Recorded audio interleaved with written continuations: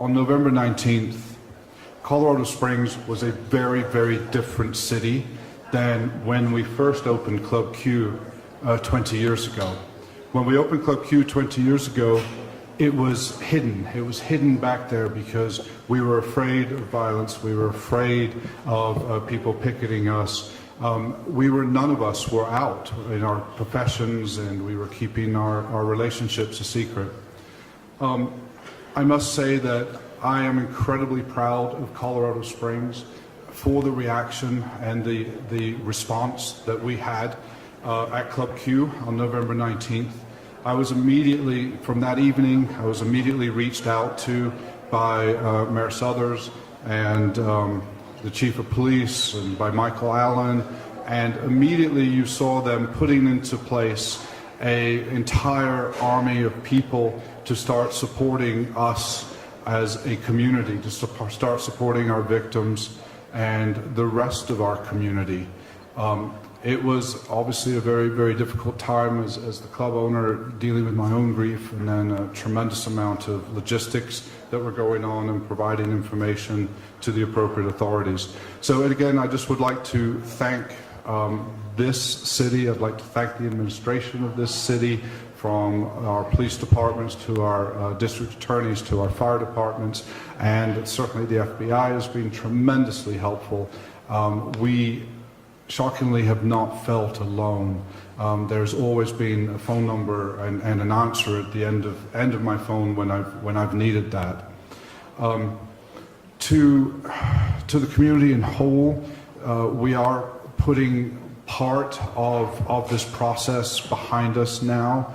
This horrific person will go to prison for the rest of their lives. There's nothing that can fill the voids and the holes that have left by his actions. I had the pleasure of spending the weekend in Tulsa with Daniel's parents, and meeting more and more family there. There's no words, there's no prison sentence, there's nothing that can be done to make these holes whole.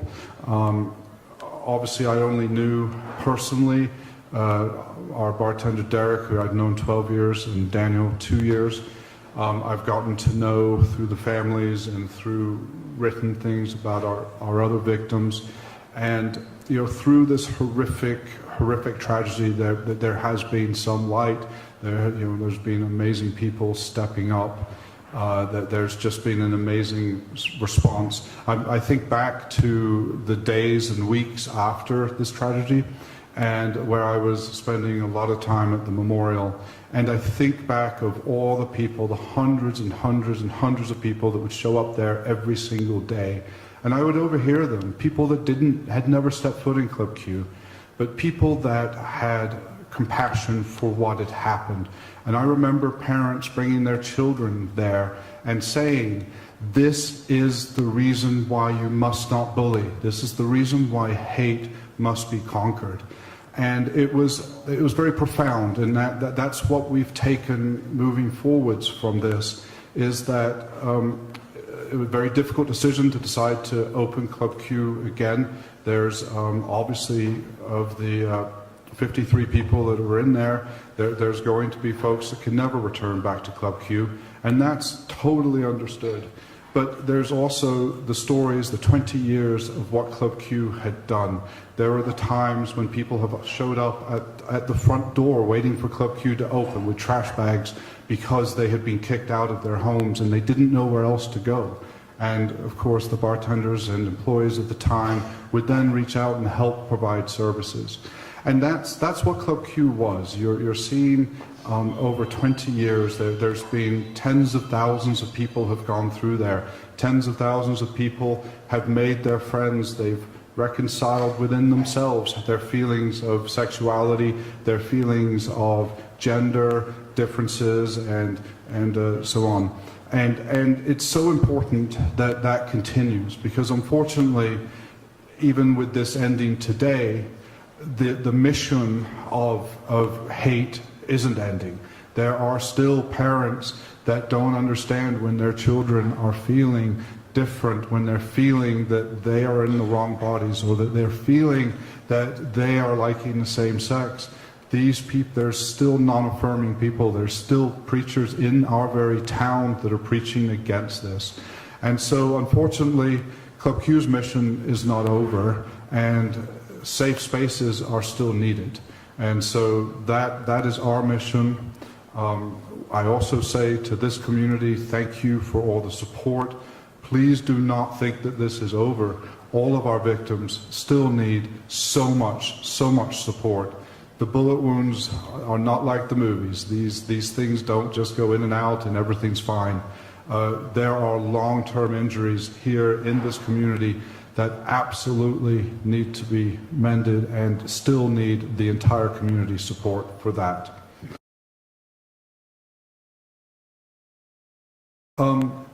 Obviously, I was there just about 10 minutes after the shooting, and one of the things we were doing was immediately downloading videos and just helping the police validate that it was in fact one shooter and what had happened and the entries and also for ourselves what is going on there.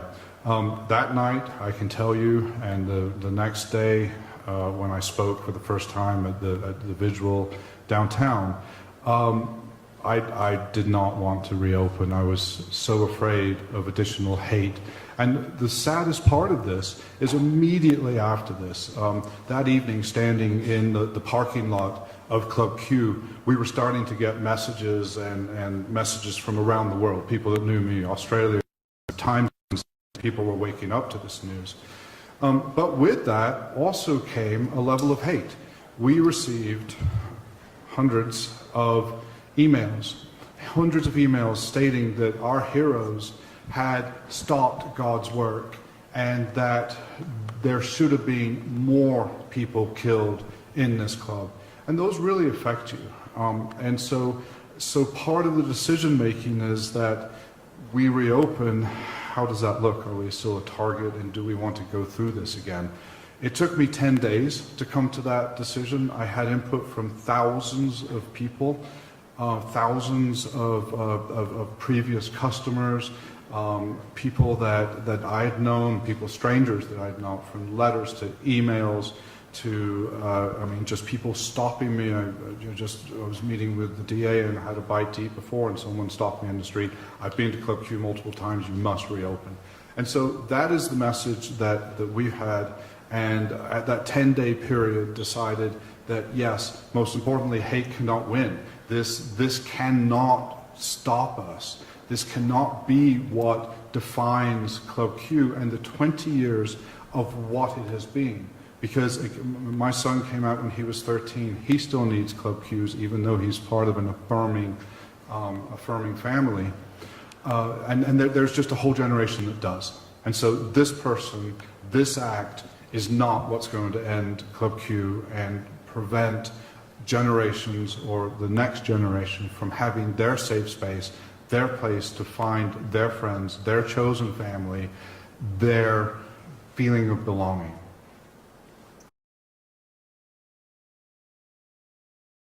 It's definitely a challenge, and it's a challenge.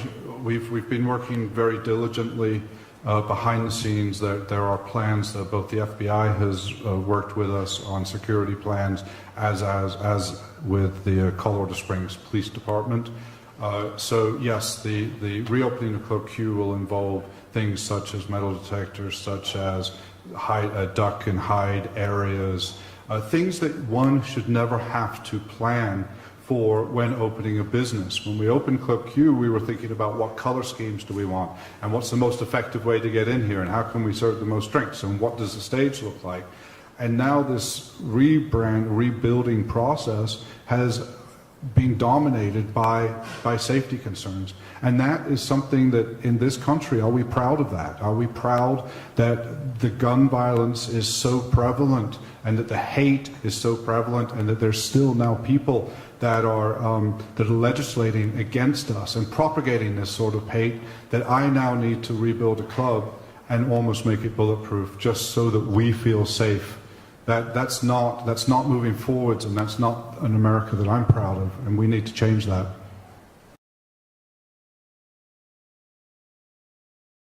To be honest with you, I was shocked at the response that we have. So I think that, if anything, the hearts and minds of so many people, that the needle has been moved just a little bit, and that this city showed so much compassion and caring, strangers, all walks of life. On that day and subsequent days thereafter, there wasn't Democrats and Republicans. There were just people, and there were just people here in the city who were sharing love and shared grief for us. And so I'd like to say that it's really easy not to think about people that are different than you. And, you know, especially if you're not exposed to that in your daily life. But people that are different than you, that you have to think about it. You have to step out and, oh, this is how they're feeling, and we must make sure that we protect everyone here.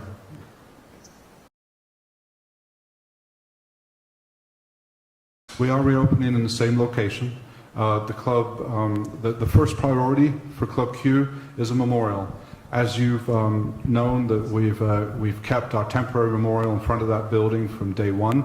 First day that it was given back to us by the FBI, that memorial was moved, and there's still dozens of people that go there every single day to remember what has happened. We still have pictures up there. And so for us, you can't just reopen and pretend like this didn't happen. It's so important that everybody that drives past there, we are hopeful that everybody on Academy will see our shining light in the evenings coming up, and our flagpole. It will be the largest we can have, 45 feet, flying the gay flags. It's so important that this is remembered. It's really easy right now for you all to go to the next story, and you think how many mass shootings have already occurred.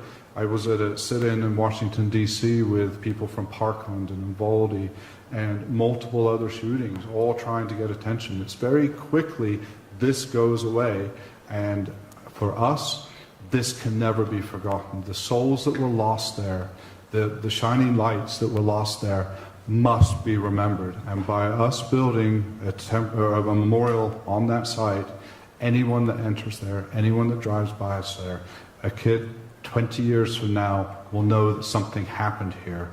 And it's the same as, if you walk into the Stonewall bar, they've done it very well. They talk about, the riots and what's happened there, and the history is told. And we feel that that is critical, that this cannot be forgotten. And as long as I'm around, it will not be forgotten.